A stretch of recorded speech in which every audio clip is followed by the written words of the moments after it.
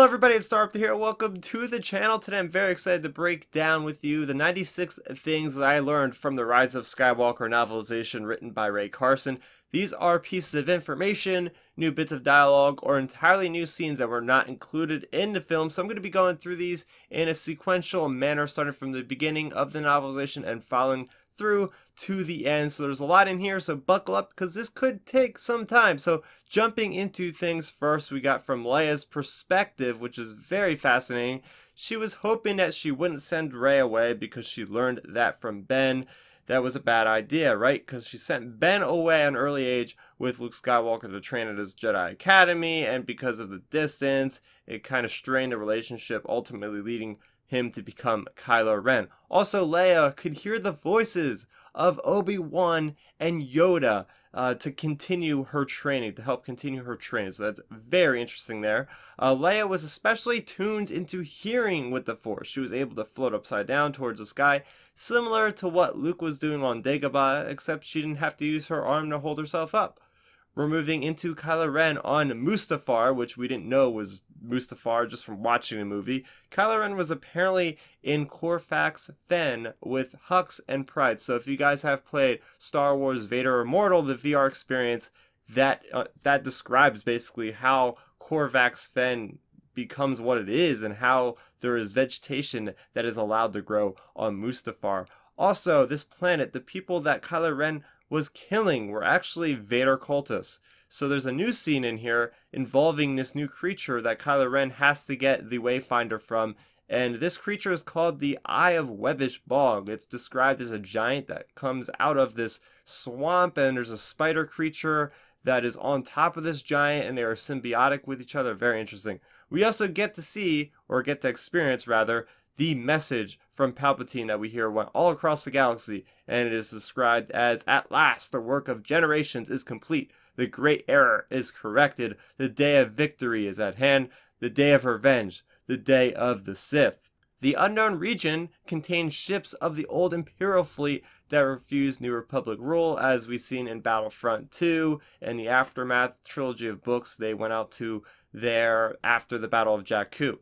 So Ren actually put the First Order's hunt for the Resistance on hold, actually to hunt for Palpatine. So Hux was a little bit perturbed that they weren't able to crush the Resistance because he had to abide by what Ren wanted to do. We also found out in the unknown regions that a lot of planets were already discovered from generations past, such as the Sith and the Jedi, and we're going to learn in the High Republic series of books a little bit more about that. So if you guys remember in The Rise of Skywalker, there was this chaotic red storm that Ren had to go through to get to Exegol. That is also called the Blood Net, or it's actually called the Ship Eater. And legends say that maybe if you go through this area of space, it could actually put time in a weird kind of wonky situation where it could either go in stasis or fast forward or go into past. Very strange there. But before Kylo actually searched for Palpatine at Exegol, he actually assumed that Palpatine was the voice in his head. When Kylo Ren meets Palpatine, we see that Palpatine is on this weird throne. It's called the Omen Harness, and it was used by an ancient Sith king.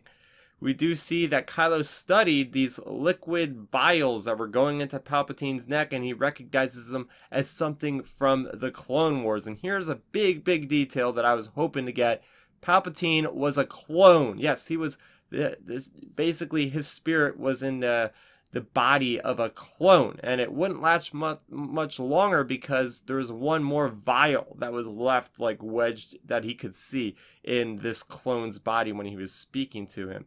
We do see that there was tens of thousands of Star Destroyers at Exegol, way more than I expected. Kylo Ren did experience a vision of not only the fleet of Star Destroyers, but of a bunch of Red Troopers, and he also smelled blaster-seared blood. That's kind of an interesting detail there.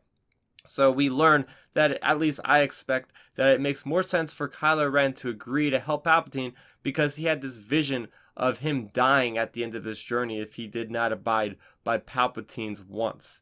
Palpatine required lots of aides just to keep him breathing. In the middle of Kylo Ren talking to Palpatine in that first scene that we see in Rise of Skywalker, halfway through that conversation, a bunch of aides have to come out and plug him into certain things just to get him to resume speaking. We go back to Rey now, and she actually had another lightsaber that she was planning on making that was unfinished on Asian Klosh, that jungle planet. She wanted to actually use her staff as a double-bladed lightsaber with a hinge, and we'll see that later on in the movie when she has that vision. We also see that Rey learned how to repair the Kyber crystal by reading Luke's notes. So that clawed alien that was in the Millennium Falcon, we learn a little bit more about him. He was really good with mechanics, and he worked really well with R2-D2. So Kylo Ren called together the Knights of Ren, who apparently he hadn't been working with for a while. Some of their names were Trudgeon and Kurak. So Kylo Ren wanted to craft a helmet as a symbol to lead the Knights of Ren for him to help find the character of Rey. And there's this scene where we see this monkey-looking guy putting the iron into the helmet. So this is called Saracen iron, and it is apparently the strongest ore in the galaxy, and that's what makes his helmet stronger than ever. So we do learn that the Supremacy was destroyed, and apparently that's a storyline that you guys can actually see for yourself if you go on the Rise of the Resistance attraction at Disneyland or Disney World resorts. And we know in this movie that they are actually on the Steadfast, which is being commanded by Legion General Pride. We do find out that General Engel has filled the role for Captain Phasma after her death. Rey thought of Leia as her mother. Rey had heard the word Exegol in her vision before her training, before she even got the message from the spy, that Bolio guy that got killed. Leia had sensed Rey's pull to the dark side, the same as her son. That's quite interesting. Leia also thought of Rey as a daughter she never had. There was a never-before scene in this novelization that involved Maz and Rey, and it was all about basically Maz giving her the inspiration to believing in herself and the Force. Leia actually had visions of Rey's death as well, and she carried around Han's medal. She always had it at her side. There was a scene where Maz gave Leia Luke's lightsaber to give to Rey. That was a deleted scene, I believe, from The Force Awakens. Rose did stay behind not only to find a weakness in the Star Destroyers, but to actually fix up a lot of the ships to get them ready for battle. This is a kind of funny fact that I just wanted to include here. Hux would order Ren to cut his hair as his first order if he was in charge. He does not like that was not a regulation length of hair, apparently. So we go back to Rey, and she was able to put memories in Kylo's mind during the Force connection and vice versa. That'll come back later on. Ochi of Bestoon was a Jedi killer since the Clone Wars, so this guy's got a lot of history with going around killing Jedi. Hopefully we'll get some kind of comic stories or even some more novels about him. I think that could be quite fascinating, all that kind of history. So Lando did tell Rey and Finn and Poe when they first met him on Phasma about the daughter of his that went missing, and the First Order stealing the kids of the leaders to throw off their drive and resolve, all these people of the Resistance. And we do find out that Snap is actually a major at this point. There was a never before seen scene again of Lando actually seeing the First Order take the Falcon, and that appears to be his motivation while he's on Phasma, seeing them take the Falcon away to go and get it back for them and to ultimately come back and help the Resistance. So we do see Rey, of course, giving life to heal the Vexes, and apparently that's the same kind of thing that she did earlier when we didn't see her actually heal Luke Skywalker's Kyber crystal. So she already had a little bit of practice doing that. A good explanation for how no one ever disturbed Ochi's ships on top of that mountain was the fact that the sinking sand fields were all around of that, so it was kind of this difficult terrain that nobody could ever get by. So Rey did actually use a Jedi mind trick by some kind of degree to make Finn not care about her going out to go square off against Kylo on those fields on Phasma. We get a little bit more insight on Kylo Ren's relationship between the dark side and the light side, and it's said that he was the past was something that he had to kill, and that was symbolized by Han Solo, whereas Rey was the light side that he had to kill, but instead of killing the light side, he'd rather turn her to the dark side to conquer that. So apparently Yavin was taken over by the First Order. Kylo Ren probed Chewie's mind and got inside of him with these flashbacks, and it was such a touching moment. I wish this could have been in the film, because we get to see him go into past and see him helping Han Solo raise Ben Solo. Very touching. He was being called Uncle Chewie. Chewie helped him shoot blasters, fly speeders, see his best friend get married. Like, there was lots of memories in Chewie's mind that Ben was able to probe, and it was some pretty powerful stuff. So apparently Poe taught Zoe how to fly. That blade that Rey finds and goes on to Kef Bir to try to find the entrance to the Death Star, apparently that blade said specifically to go to a certain shore to face a certain direction. So if some of you are asking how the heck did this even happen where she was able to find something so specific, it's because in the movie they didn't explain all the exact details. I guess it would just bog down the plot a little bit and the pace of the story. So we do have another scene that we didn't see involving Zoe Bliss. And this involves her seeing Kylo Ren talking with these officers about the scavenger, and she has to get out of the city because she finds out that the patrols are increasing. The First Order did scan the dagger to find out where Rey was going next to Kef Bir. There was another Zoe chapter or passage about her having this Y-wing called the Comeuppance. Zoe's helmet is pretty neat because it allows her to scan targets and detonate explosives wirelessly, and Zoe's she acknowledges the Force as something that she can kind of understand, and there's different kind of religions that she understands that she prays on to get off this planet, basically. And she does see the Knights of Ren slaughtering somebody on Kijimi, so I kind of wish we would have seen that scene, because we don't see the Knights of Ren doing enough. So at least if we would have seen them killing an innocent, that would have led to their power a little bit more.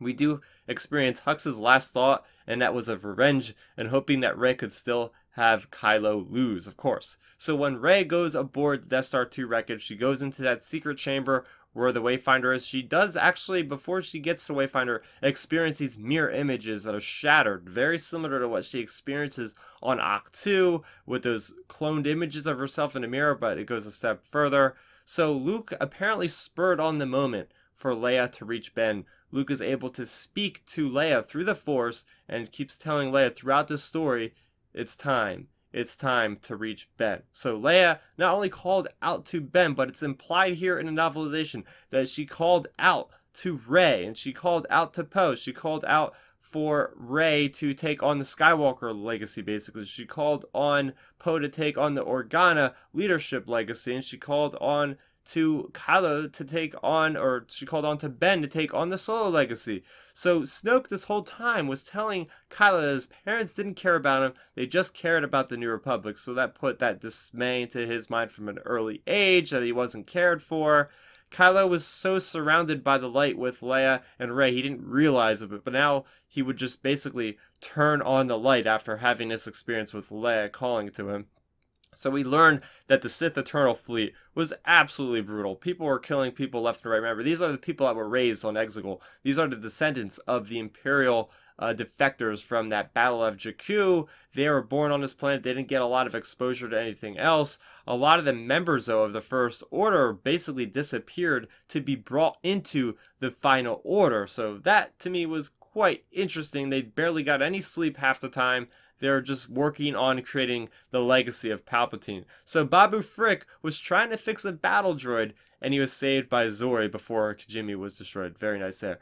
We get this awesome legend tidbit about Lando Calrissian coming back to Lady's Luck. He comes back on Lady's Luck to Asian Class, and that is a ship that you can see visually. It's in a couple games like Jedi Outcast and stuff like that, so hopefully we'll see it in canon one of these days. It's only a matter of time now.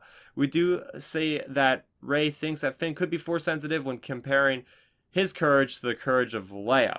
So we do find out from the Poe Dameron comic series there's a character named Care who is wedded to Snap Wexley. Apparently she is still on Asian Class when Snap basically kisses her goodbye to go to the Battle of Exegol. We find out a little detail about the Millennium Falcon, that when Han took the Falcon for his own, he took out the cape closet and put in quarters for Chewie.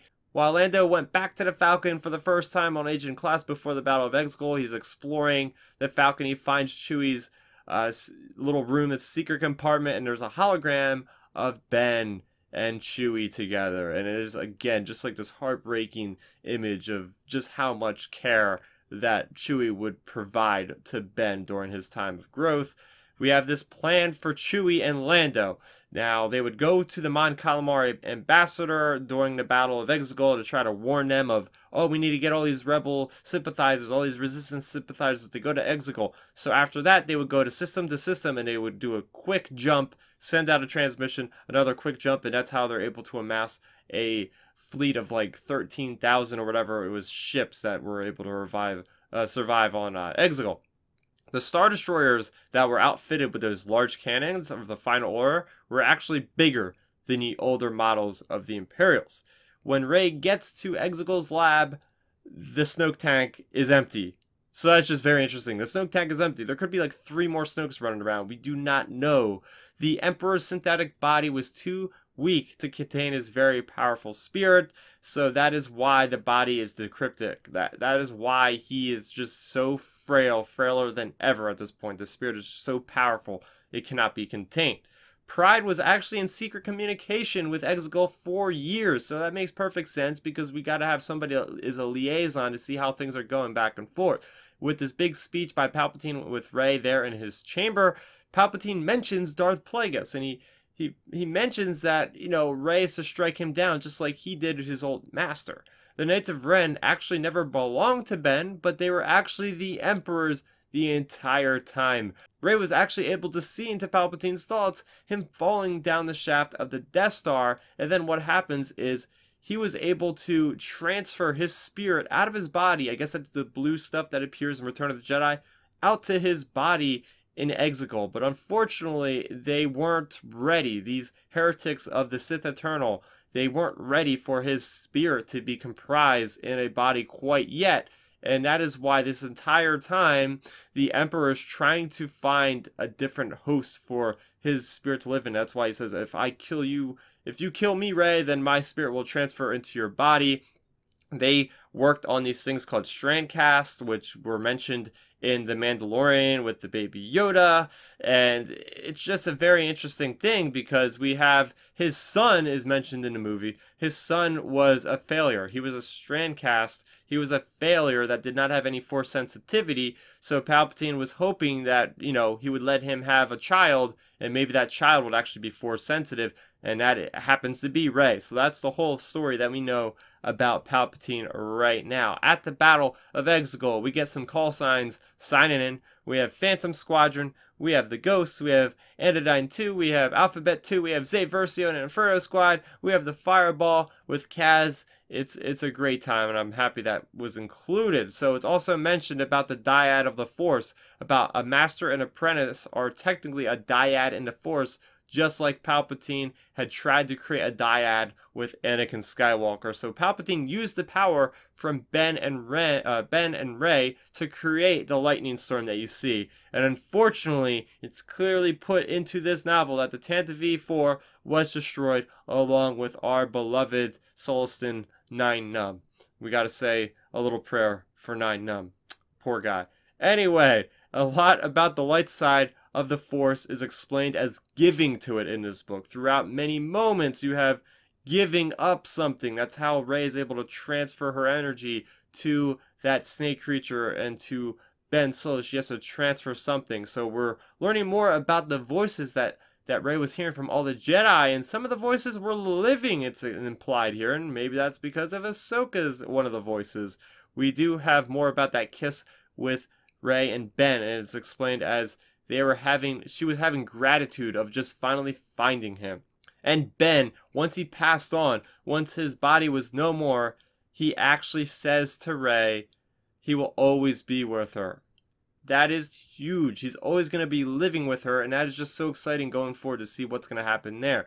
We go to Endor, and we know now that Wicket's son name... we go to Endor, we learn that Wicket's son's name is Pommet.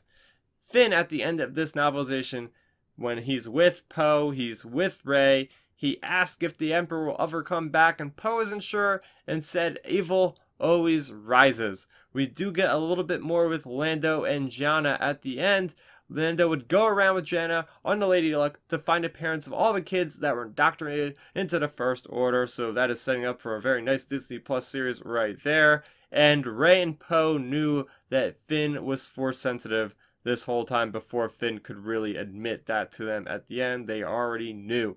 All of Rey's friends wanted to come with her to Tatooine, but Finn was the one that insisted that she do it on her own. The lady has a mount called an Itube. That was interesting. I don't think that's ever been in Star Wars before. Luke tells Rey it's hers, in accordance with her when the lady asks who she was in pertaining to her name as being a Skywalker. And this person, this old lady, it's kind of interesting because they explicitly say she never shared her name. So why is she watching the Lars Homestead? Who does she have a connection with? The Skywalkers? Maybe we'll find out eventually. And finally, the last fact I have here is Rey will go, in fact, back on the Falcon to her friends. So no, she is not staying there alone, just like she was in the beginning of Force Awakens. She just dropped off the lightsabers, paid the respects to Skywalkers, and is going back to her friends and is going to be on some pretty awesome adventures that hopefully we get sooner rather than later, because after the trilogy concludes, this does make me feel very excited about the future of Star Wars. So how about all those facts, guys? So much detail put into this novelization. What were some of the things that surprised you the most? So if you guys are new to the channel, welcome. I have plenty of other Star Wars content on the channel, including weekly The Clone Wars reviews, as well as lots of content relating to the upcoming The High Republic series of novels and comics. So that's going to do it for me, Star Wars. Thank you so much for watching. Please make sure you go ahead and support the channel by subscribing, and have a good one. May the Force be with you always.